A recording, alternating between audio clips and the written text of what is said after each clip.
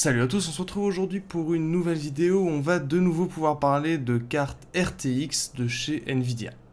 Alors je sais que mon test de la 2060 n'a que quelques mois, mais Nvidia revient avec une nouvelle gamme, les RTX Super. Pour faire simple, ces RTX Super sont un refresh des RTX qui ont été lancés en 2018. Si on met de côté évidemment la 2060 qui a été lancée en janvier dernier et qui va en fait cohabiter avec la toute nouvelle 2060 Super. D'ailleurs, pour ce lancement, Nvidia insiste pas mal sur le fait qu'ils sont ici sur leur rythme normal de sortie, avec une nouvelle architecture tous les 2 ans, environ, avec un refresh tous les ans, environ. Avec l'architecture Pascal, par exemple, la 1080 est sortie en 2016, et ça a été suivi par un refresh qui a eu lieu en 2017 avec la 1080 Ti. Du coup, dans le cas de l'architecture Turing, ça colle plutôt bien si on met de côté la 2060, évidemment. Nvidia insiste pas mal là-dessus parce qu'ils veulent en fait éviter l'effet on sort un refresh un peu à l'arrache, ça traînait sur le coin d'une table pour répliquer au RX 5000 d'AMD, et je peux comprendre qu'ils veulent éviter ça, mais n'empêche, le timing est quand même plutôt bon puisque AMD a prévu le lancement des RX 5000 le 7 juillet prochain.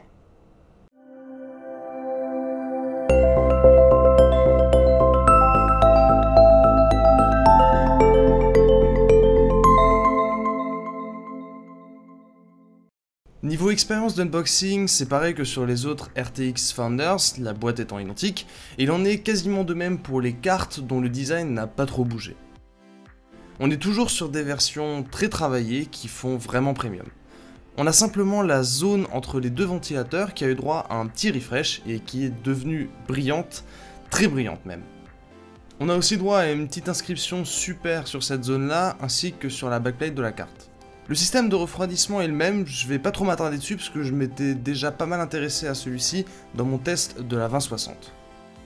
En passant, la 2070 Super gagne le support du SLI avec la présence du fameux connecteur NVLink. Comme je disais en intro, la gamme RTX Super est un refresh qui va arriver le 9 juillet avec pour commencer la RTX 2060 et 2070 Super qui seront suivis courant juillet de la 2080 Super. Nvidia a peaufiné la gravure de la puce, amélioré un petit peu l'architecture au passage, histoire de réduire les coûts, mais aussi d'améliorer les fréquences. On verra ça plus tard. Les Super sont censés remplacer la terminaison TI, Titanium pour les intimes, qui est habituellement utilisée pour les refresh, avec la 1070 Ti par exemple, mais aussi pour indiquer une puissance plus importante sur un même modèle de carte. La 1660 Ti et la 2080 Ti ne sont pas un refresh par exemple, mais on avait déjà eu ça par le passé avec la 780 Ti ou la 660 Ti. Dans tous les cas, on va voir comment Nvidia va faire évoluer sa gamme avec le temps, puisque pour l'instant, la 2080 Ti et la 1660 Ti ne sont pas remplacées, donc on aura toujours des cartes Titanium.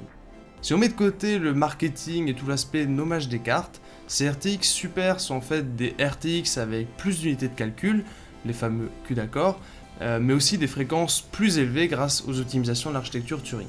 Au passage, la 2060 gagne aussi 2 Go de mémoire vidéo, elle passe de 6 à 8, et je pense personnellement que c'est pour mieux cohabiter avec la 2060 qui va continuer d'être commercialisée, mais on y reviendra. Du coup, dans les grandes lignes, ça nous donne une 2060 Super qui a 256 CUDA-Core de plus que sa petite sœur, et une fréquence de base plus élevée de 105 MHz. En plus d'avoir 8 Go de GDDR6, cette 2060 Super a un bus mémoire qui a été augmenté, qui passe de 192 à 256 bits, ce qui va permettre d'améliorer les débits vers cette fameuse mémoire vidéo. Au niveau de la 2070 Super, on gagne aussi 256 CUDA-Core, mais on reste quand même en dessous des 2944 CUDA-Core de la 2080 non S, donc ne vous attendez pas avec cette 2070 Super à avoir des perfs d'une 2080. N'empêche, on a quand même un bon boost sur la fréquence de base qui gagne 195 MHz. Du côté de la 2080 Super, on n'a pas encore les détails des caractéristiques, Nvidia n'ayant pas encore publié les specs. Par contre, de ce qui a fuité, on aurait la même puce qu'une 2080 avec potentiellement 128 CUDA-Core de plus. C'est à prendre évidemment avec des pincettes, mais Nvidia devrait pas tarder à officialiser tout ça. J'en profite pour faire un petit rappel sur l'architecture Turing utilisée par ces RTX Super. J'en avais déjà pas mal parlé dans mon test de la 2060, donc si vous voulez avoir plus de détails, je vous renvoie vers cette vidéo-là. N'empêche, pour résumer, vous avez sur Turing un nombre d'instructions par cycle d'horloge qui est plus élevé que sur les générations précédentes, les Pascal. Du coup, en théorie, ça consomme moins pour obtenir les mêmes performances. On a aussi le ray tracing évidemment dont on a beaucoup parlé, je ne vais pas redétailler ici, hein, mais avec les RT Core. Le DLSS, pareil, j'en avais aussi pas mal parlé, qui utilise de son côté les Tensor Core de cette architecture. Avec d'ailleurs maintenant un peu plus de jeux quand même qui sont supportés pour le ray tracing et le DLSS. On a aussi l'arrivée de la GDDR6, mémoire vidéo qui est évidemment plus rapide et qui peut servir quand vous jouez en haute résolution. Et un point qui est un peu oublié d'ailleurs, le nouvel encodeur NVENC, sur lequel j'ai aussi fait une vidéo dédiée si vous voulez en savoir un petit peu plus. Alors tout ça c'est bien beau, mais on va s'intéresser maintenant un petit peu à ce que ça donne en pratique avec les performances en jeu. Je vais surtout m'intéresser à la 2060 et à la 2060 Super, parce que j'avais les deux versions de ces cartes pour pouvoir les comparer un petit peu.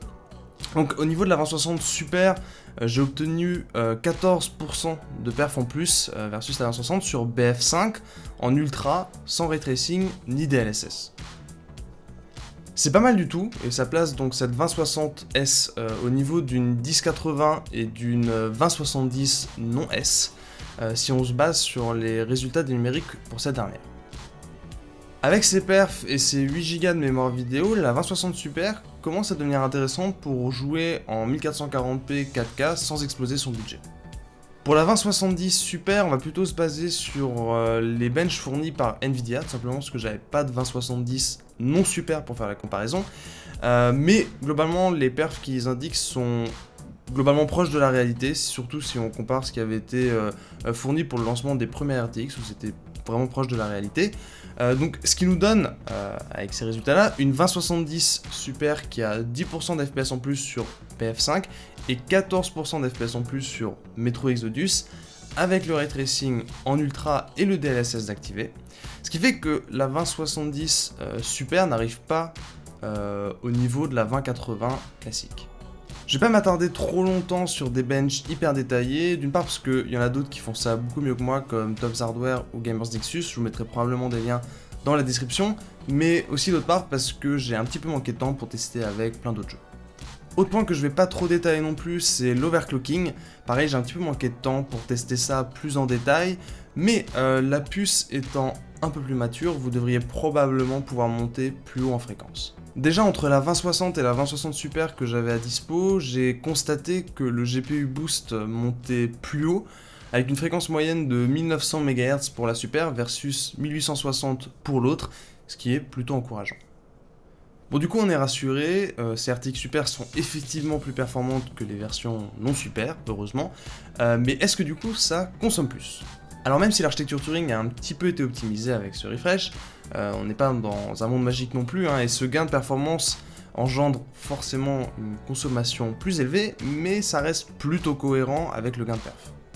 Au passage, méfiez-vous vraiment des acronymes TDP, TGP et TBP quand il s'agit de consommation de cartes graphiques, parce que on peut vraiment très vite s'en mêler les pinceaux.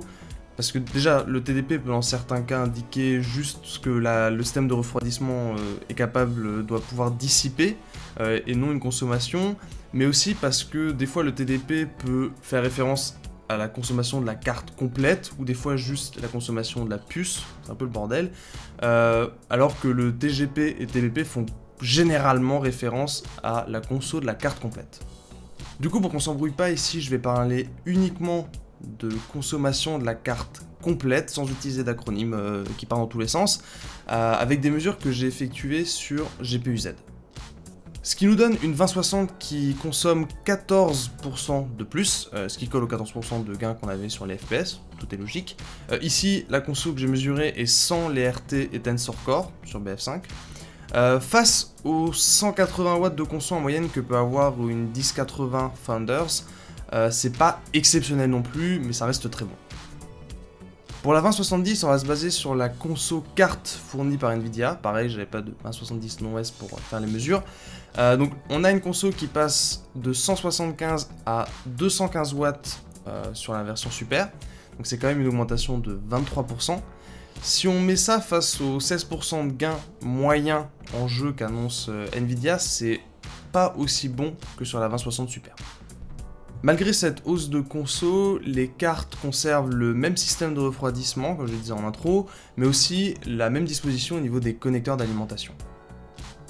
Pour ceux que ça intéresse un petit peu de regarder la conso de sa carte, Nvidia va mettre à dispo à partir du 9 juillet un outil en bêta qui s'appelle FrameView, qui va permettre de voir un petit peu vos perfs, donc ça va vous afficher vos FPS moyens, les 1% d'FPS bas, etc. Mais ça va aussi vous afficher votre conso, ce qui est très intéressant, ce qui va permettre aussi de distinguer la conso de la puce seule, mais aussi la conso de la carte complète, comme je le disais avant. Tout ça en temps réel, avec la possibilité d'enregistrer dans un fichier de log, si jamais ça vous intéresse. Alors évidemment, c'est pas aussi complet que l'overlay d'Afterburner, mais c'est beaucoup plus facile à utiliser et à prendre en main.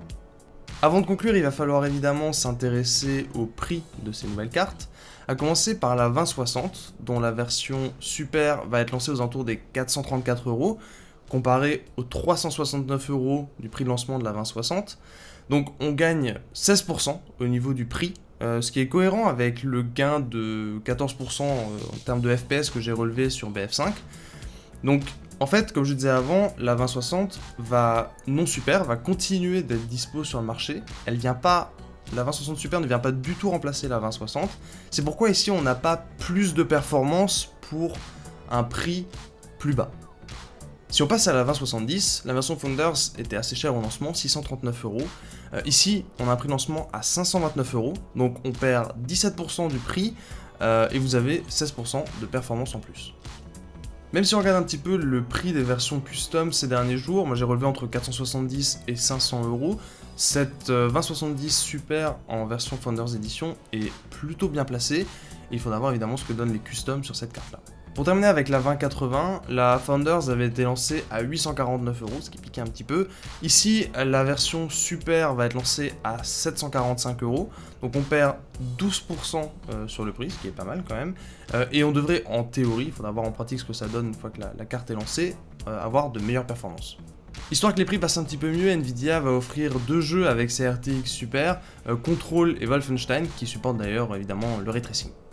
Concernant le prix des versions custom, on en saura un petit peu plus à partir du 9 juillet, et avec un peu de chance, les prix seront un peu plus agressifs que ces Founders assez haut de gamme. Je vais enfin pouvoir conclure, et sans surprise, ces RTX Super offrent de meilleures performances. Évidemment, en contrepartie, la consommation augmente un petit peu trop sur la 2070 Super d'ailleurs, mais ça reste raisonnable malgré tout. Que ce soit pour un achat ou un upgrade, ces RTX Super sont plutôt intéressantes, avec un prix de lancement même sur les versions Founders qui est plutôt pas mal, avec un bon rapport performance-prix, mais malgré tout surveillez quand même les promotions sur les RTX 2070 et 2080 Custom qui sont remplacées. Par exemple, si jamais vous voyez une 2070 non Super proche du prix de la 2060 Super, c'est très rentable. C'est moins probable, mais on sait jamais, si jamais vous voyez de la 2080 non S qui est proche en termes de prix d'une 2070 Super, c'est aussi intéressant. Dans tous les cas, j'espère que cette vidéo vous aura plu, je vous mets tous les différents liens utiles ainsi que mes sources dans la description de cette vidéo, et si jamais vous avez des questions, n'hésitez pas à me les poser dans les commentaires.